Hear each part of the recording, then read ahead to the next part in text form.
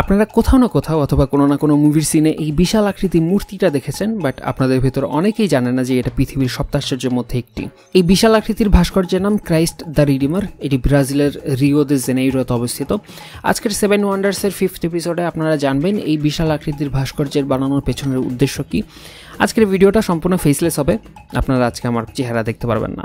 চলুন শুরু করা যাক।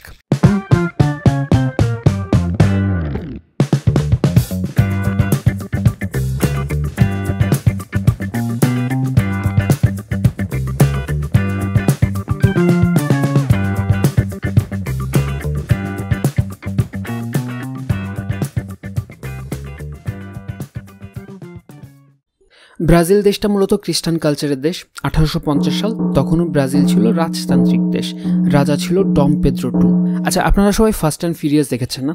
ফাস্ট অ্যান্ড ফিউরিয়াসে কিন্তু ভিন ডিজেলের ক্যারেক্টারের নাম ছিল ডম। দেশটি তখনও ক্যাথলিক ধর্মভিত্তিক সমাজ, কিন্তু ধীরে ধীরে ইউরোপীয় চিন্তাভাবনা ঢুকতে শুরু করেছে দেশটির ভেতরে। একদিকে খ্রিস্ট ধর্মের শক্ত অবস্থান, অন্যদিকে আধুনিকতা ও ধর্মনিরপেক্ষ, এই দুই চিন্তার মানুষেরই বসবাস ছিল ওই সময়ে।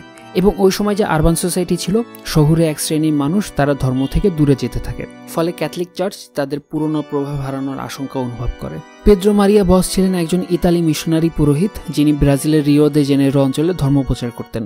উনি একটা জিনিস খেয়াল করেন যে সমাজ তো উন্নত হচ্ছে ঠিকই, কিন্তু মানুষ ধীরে ধীরে ধর্ম থেকে দূরে সরে যাচ্ছে, মানুষ বিশ্বাস হারাচ্ছে ধর্মের প্রতি। এজন্য তিনি এমন একটা প্রতীক বা চিহ্ন বানানোর প্রস্তাব রাখে যেটা মানুষকে মনে করিয়ে দেবে ধর্মের কথা, জীবনের প্রতিদিনের কাজের ভেতরে থেকেও যাতে মানুষ ঈশ্বরের কথা ভুলে না যায়। আমরা কথা বলছি 1800 শতকের কথা। তখন কী বা এমন উন্নতি হয়েছিল যদি আমি 2025 সালের সাথে তুলনা করি, তাতেই কেউ একজন চিন্তিত হয়ে গিয়েছিল ধর্মীয় বিশ্বাসের জায়গাটা নষ্ট হওয়া নিয়ে। আর এখন বর্তমানে আপনার আমার জীবন যেই পরিমাণে উন্নত হয়েছে প্রযুক্তির দিক থেকে, ইনফ্রাস্ট্রাকচারের দিক থেকে, তাহলে আমাদের ধর্মীয় বিশ্বাসের জায়গাটা আসলে কতটুকু শক্ত, কতটুকু দুর্বল, এটা নিয়ে কিন্তু অনেক বড় একটা প্রশ্নের জায়গা তৈরি হয়। বাট আমরা কেউই চিন্তিত না সেই বিষয়টা নিয়ে। যাই হোক, পেদ্রো মারিয়া বস প্রথম প্রস্তাব দেন যে রিওর কোনো একটা পাহাড়ের চূড়ায় যিশুর একটি বিশাল মূর্তি তৈরি করা হোক। তার পছন্দ ছিল মাউন্ট কোরোবাদো, কারণ এখান থেকে পুরো শহরটাকে দেখা যায়। মাউন্ট কোরোবাদো একটা পাহাড়ের নাম, কিন্তু তখন রাজনৈতিক এবং অর্থনৈতিক সংকটের কারণে এই প্রকল্পটা বাস্তবায়ন করা সম্ভব হয়নি। তার ঠিক 70 বছর পর প্রথম বিশ্বযুদ্ধ শেষ হওয়ার পর বিভিন্ন দেশ যখন অর্থনৈতিক এবং মানসিকভাবে ভেঙে পড়ে, তখন ব্রাজিলের মানুষ এটা অনুভব করে ঈশ্বরের সান্নিধ্যে থাকাটা আসলে কতটা জরুরি, এবং শহরে এমন কিছু একটা থাকা দরকার যেটা দেখে মানুষ একটা আস্থার জায়গা খুঁজে পাবে তার খারাপ সময়। তারপরে ব্রাজিলের ক্যাথলিক সার্কেল অফ রিও নামে একটা অর্গানাইজেশন পেদ্রো মারিয়া সেই চিন্তাকে আবার জীবিত করে তোলে।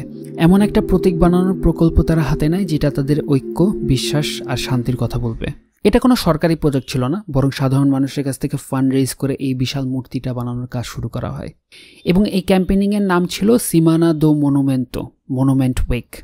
এই প্রজেক্টের ইঞ্জিনিয়ার ছিল হেইটর দা সিলভা কোস্তা, আমি যদি উচ্চারণে ভুল না করি। জিজাস ক্রাইস্ট 2 হাত 2 দিকে প্রসারিত করে পুরো ব্রাজিলকে শান্তির বার্তা দিচ্ছে, এই কনসেপ্টের উপরে এই মনুমেন্টটা বানানো। এই বিশাল ভাস্কর্যটি সি লেভেল থেকে প্রায় 700 মিটার উঁচুতে রিও দে জেনেইরো মাউন্ট কোরোবাদো পাহাড়ের চূড়ায় স্থাপিত।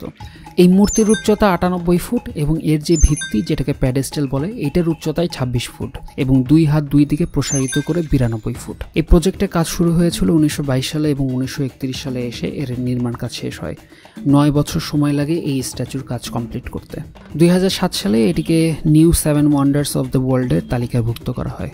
ভিডিও যদি ইনফরমেটিভ মনে হয় তাহলে প্লিজ একটা লাইক করবেন, কমেন্ট করে আপনার অনুভূতি জানাবেন এবং এই ভিডিওটা অ্যাটলিস্ট একজন মানুষের সাথে হলেও শেয়ার করবেন। And please subscribe our channel.